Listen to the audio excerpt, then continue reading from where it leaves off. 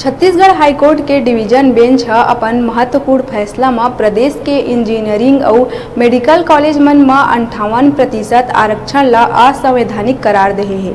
Chief justice रूप कुमार गोस्वामी और justice P Sahu के बेंच ह याचिकाकर्ता के दलील ला स्वीकार करते हुए कहे है कि कोनो भी स्थिति में आरक्षण 50% से ज़्यादा नहीं होना चाहिए।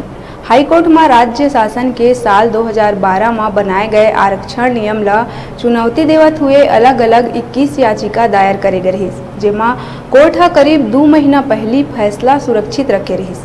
फिर सोमवार के कोर्ट कति ले निर्णय आइस। बता दन के राज्य शासन हा 2012 में आरक्षण नियम में संशोधन करत हुए अनुसूचित जाति वर्ग के आरक्षण प्रतिशत 4% घटात हुए 16 से 12% कर दे रहिस।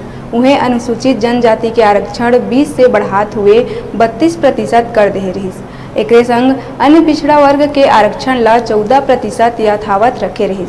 अनुसूचित जनजाति वर्ग के आरक्षण प्रतिशत में 12% के बढ़ोतरी और अनुसूचित जाति वर्ग के आरक्षण में 4% के कटौती लेके हाईकोर्ट में जनहित याचिका दायर करे गए रहिस।